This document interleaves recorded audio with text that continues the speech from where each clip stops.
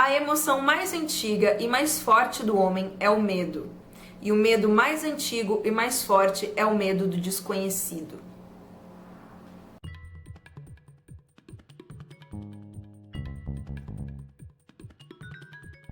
Eu tava esperando tanto pra fazer este vídeo. O primeiro de alguns, né? Como já diz o título, essa é a parte 1, em que eu vou falar sobre os melhores contos de H.P. Lovecraft, reunidos aqui na edição publicada pela Edra. Eu acredito que essas questões de melhores contos, né, são sempre relativas. Mas nós estamos aqui abertos à proposta de quem organizou e reuniu estes daqui como melhores contos, e é isso que eu vim fazer. Por que eu escolhi 10 contos? Eles meio que completam 106 páginas. Então os contos são muito curtos, né? E ao longo do volume eles vão aumentando. Alguns, inclusive, você considera novelas. Como eu não queria que ficasse muito extenso, eu vou fazer este vídeo focando em 10 contos. Mas antes, eu queria falar um pouquinho sobre o estilo do H.P. Lovecraft, o que eu consegui visualizar nesses 10 contos. Queria falar um pouco sobre alguns pontos dessa introdução, organizada pelo Guilherme da Silva Braga, em que ele intitula H.P. Lovecraft e o Moderno Conto de Terror. A frase com a qual eu abri este vídeo é uma frase encontrada no ensaio feito pelo H.P. Lovecraft, né, que se chama O Horror Sobrenatural na Literatura. A partir disso, né, dessa leitura, o Guilherme da Silva Braga discorre aqui um pouco sobre o estilo de narrativa do H.P. Lovecraft de uma forma bastante interessante e clara. Então,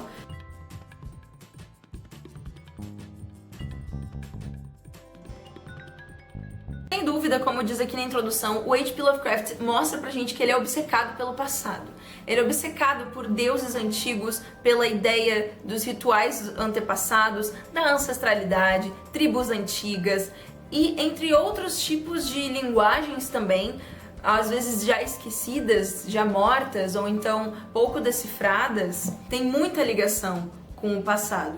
Dá pra encontrar esse elemento em todo conto, assim, pelo menos esses 10 contos, eu vou focar nesses 10 contos, certo? É interessante que aqui o Guilherme fala que certa vez o H.P. Lovecraft descreveu os 3 grandes interesses de sua vida como sendo o amor ao estranho e ao fantástico, o amor à verdade abstrata e à lógica científica e o amor à antiguidade e à permanência. Um dos méritos é justamente de combinar a antiga tradição de horror com os avanços da ciência, porque de certa forma, por mais que ele seja obcecado ao passado, ele está sempre por dentro dos avanços científicos da época dele. Então é legal, porque a gente vê essa conversa, né, de épocas. E como eu citei, né, essa questão dos mitos, eu tô recitando isso aqui, basicamente. O Guilherme fala o seguinte: enquanto nas narrativas mitológicas tradicionais o herói adentra um mundo maravilhoso, de onde emerge o abençoado, os protagonistas de Lovecraft lançam-se às profundezas do horror e do desespero apenas para emergir com o conhecimento de que a humanidade não tem importância alguma na vastidão do universo. Ou seja, depois de todo o tumulto que o personagem passa e que de fato o H.P. Lovecraft descreve muito bem, ele consegue fazer com que a gente tenha uma observação bem assim mesmo, bem, nossa, a questão é muito maior, é muito além disso, e aí a gente fica pirando, né, óbvio. É claro que aqui conta um pouco também da vida e morte do H.P. Lovecraft, mas vamos passar para os contos, não é mesmo? O primeiro conto da lista é o Dagon. Ele nos fala sobre um narrador falido, insano por conta de suas memórias sobre o que ele vai relatar pra gente no conto, e que na guerra, né, na função de navegador, ele foi capturado por inimigos navais. Quando ele foi solto, ele foi deixado à deriva, então ele acabou se perdendo e foi parar num lugar onde ocorreu o fato que deixou ele desesperado para fugir da realidade.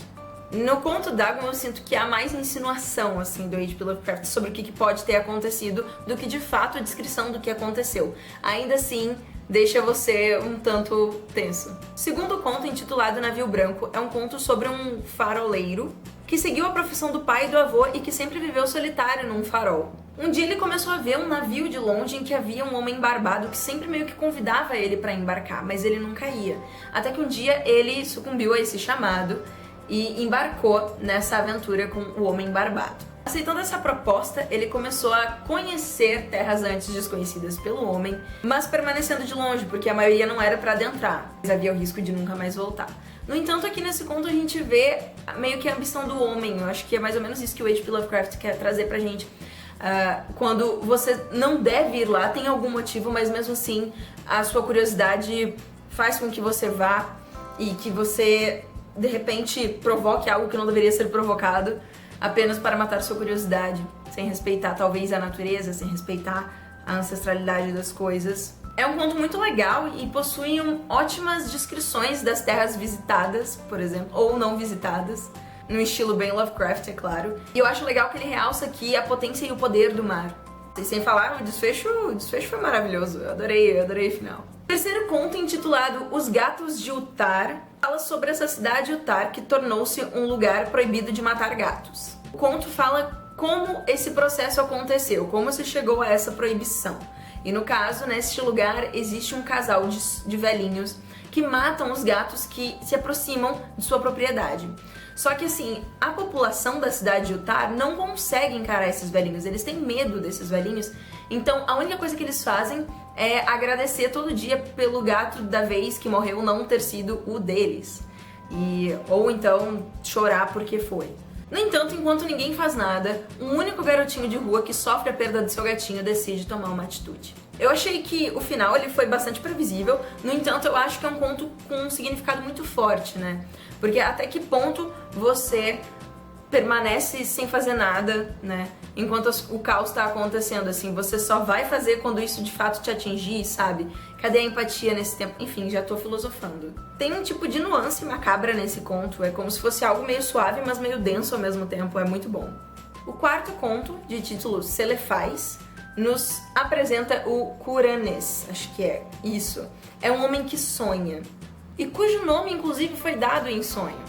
E nós aqui vamos acompanhar o sonho do Kuranes, né, quando ele sonha com a cidade na qual ele nasceu e passou a infância. Então, a descrição do sonho dele é tão legal e detalhada que a gente se projeta pra lá, assim como ele. Então, ele se sente tão atraído por poder reviver aquilo e por poder descobrir coisas na cidade que ele não descobriu quando era criança, que ele acaba querendo estar sempre sonhando. E ele procura formas de que isso seja realidade, né? Que ele possa continuar sonhando. E através de entorpecentes ele realmente consegue.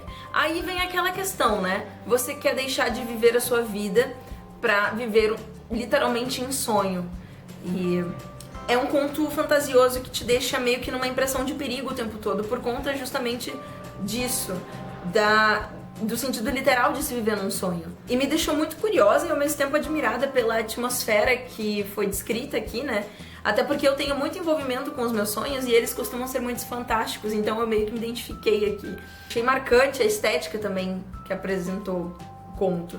A única coisa que eu não gosto nesse conto é o título, porque eu acho o conto com muita personalidade pra esse título tão simples. Quinto conto, Os Outros Deuses.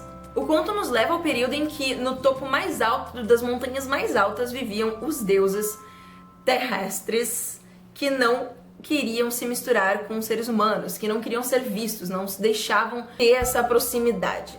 Toda vez que os homens das planícies escalavam essas montanhas, qualquer risco que houvesse de que eles pudessem encontrar os deuses já migravam para outras montanhas. E eles não deixavam absolutamente nada para trás, exceto uma vez que deixaram algo na montanha chamada Ngranek, algo assim. Aí nós conhecemos o humano Barzai, que, confiante sobre seus conhecimentos em relação aos deuses, decide escalar essa montanha.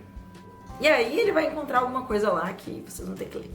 Eu gosto mais de saber por que os deuses não gostavam de se misturar com os seres humanos, qual é o grande significado em cima disso. E o H.P. Lovecraft, ele insinua bastante coisa e sempre trazendo, né, essa importância da ancestralidade, do período antes dos seres humanos, quem estava lá antes dos seres humanos e que tem que ser valorizado. Dá pra ver a valorização que ele dá, assim, nesses contos. Sexto conto, a música de Eric Zahn. Nosso protagonista é um estudante de metafísica que, ganhando pouco, acaba encontrando um lugar meio miserável pra morar, e é numa rua bastante silenciosa. Esse silêncio é cortado apenas pelo ocupante do quarto superior ao do protagonista, e é basicamente um sótão. Só que é um sótão onde há uma janela que consegue oferecer uma vista muito bonita da cidade, cheia de luzes. E o vizinho de cima é um violinista que toca todas as noites uma melodia bastante estranha. Quando o estudante decide, atraído pela música, conhecer o seu vizinho, não haverá mais sossego para nenhum dos dois. Para mim, a janela que há nesse sótão abre espaço para todos os medos de quem olha por ela. Pra mim esse é o charme. Então assim, ó, se você não entendeu o que eu falei, vá ler porque eu não quero falar mais nada. Mas é um conto muito bom, muito bom. Sétimo conto, O que a Lua traz consigo. Esse é um conto de 2 páginas em que o narrador coloca a Lua como algo odioso. É como se ela tivesse influência e efeitos negativos na natureza. Poeticamente, ele descreve fatos macabros até nos revelar, em uma forma sólida, o que a Lua traz consigo. O 8º conto, chamado Ar Frio, traz uma atmosfera um tanto decadente que dá todo o tchan do conto. O protagonista ganha muito pouco em seu trabalho, então a única coisa que ele consegue é alugar um quartinho meio medíocre numa pensão de espanhóis. Ele percebe um tipo de gotejamento com cheiro de amônia no quarto dele e vai lá e reclama, né, com a dona da pensão. E ela acaba introduzindo ele à figura que ocupa o quarto acima, né, de onde vem esse gotejamento. O ocupante revela-se um doutor, um médico, que não exerce mais a profissão. E quando o nosso protagonista se permite conhecê-lo, acaba mudando de opinião. Até porque ele vai e relata que tem algum problema no corpo dele, que ele tá sentindo, e o médico acaba curando ele de uma forma lá. Como gratidão, o protagonista decide auxiliar o médico nos seus experimentos. E esses experimentos ocorrem nesse quarto. Esse quarto ele é meio que todo projetado para ser um laboratório. E por conta disso, né, ele é meio que conservado num ar frio entre 12 e 13 graus. Tudo em prol de preservações químicas, não é mesmo? Só que as observações do protagonista se tornam severas diante da realidade que acontece naquele quarto. No fim, ele descobre algo aterrorizante. Algo que eu já tinha previsto, mas que não deixou de ser um desfecho muito legal pra esse conto. Ai, foi muito bom mesmo, foi muito legal. Dava pra fazer um curta. Vamos para o 9º conto, que é um dos mais famosos, se não o mais famoso conto do H.P. Lovecraft, que é o que deu o símbolo deste autor, que é o chamado de Cthulhu, ou Cthulhu, não sei, vou dizer Cthulhu. Basicamente, começa quando algumas coisas estranhas acontecem ao redor do mundo e todas possuindo algo em comum, algum tipo de elemento, e com diferentes pessoas. Homens horrorizados alegam ter visto e ouvido coisas horríveis em sonhos, envolvendo geralmente um monstro enorme e indescritível. Um escultor, de forma sonâmbula, esculpe exatamente a figura deste monstro que outras pessoas estão vendo, e um povo, numa ilha estranha, tá matando pessoas para cultuar um tipo de entidade desconhecida. O protagonista que a gente conhece é sobrinho de um professor que guarda documentos sobre essa criatura que acaba tendo o nome de Cthulhu, né? Por conta de uma frase lá que é desvendada. E ele parte para um tipo de investigação em relação a tudo que interliga esses casos. Cthulhu, uma entidade cósmica endeusada por fanáticos, morto, porém sonhando, de longe e de perto, causa terror. Revela que o que emergiu pode muito bem afundar e o que afundou pode muito bem emergir. Meu Deus, esse conto é delicioso. É muito, muito bom esse conto. Ele tem o tempo todo um clima meio sinistro, porque ninguém sabe o que está acontecendo. Você é meio que arrastado para essa dúvida geral que todo mundo tem. Você fica querendo saber o que está acontecendo. Aí você lê os relatos sobre o que houve na ilha, sobre os relatos de outras pessoas que presenciaram essa monstruosidade. E meu Deus do céu, é como se assim nunca chegasse a uma resposta, mas daí quando chega você, pá, não queria saber, não sei se eu quero saber, deve ser horrível. E esse monstro é horrível mesmo. Os rituais, toda essa questão de ancestralidade, de tradição brutal envolvendo assassinato, sacrifício, é presente, muito presente. É um grande símbolo realmente do estilo H.P. Lovecraft, não poderia ser outro, né? Quer dizer, não sei, ainda não li os outros. Para completar os 10, vamos para o 10º conto, chamado O Modelo de Pickerman. Este conto é narrado em formato de carta, como se fosse endereçada a alguém específico, tem até nomes, eu só não lembro deles. Nela, a pessoa que escreve essa carta conta o motivo de ter se afastado de uma pessoa chamada Pickerman, que é este outro personagem. Pickerman era um pintor cujas obras foram rejeitadas pelo Museu de Belas Artes. E ninguém sabia por que exatamente. Não era revelado. Até então o narrador também não sabia, até que um dia ele foi convidado pelo Pickerman para conhecer as obras e onde ele guardava num tipo de casa, lugar específico para que as obras ficassem todas reunidas. E quando o narrador chega lá, ele descobre, horrorizado, é claro, o motivo pelo qual as obras foram rejeitadas por museus e outras exposições.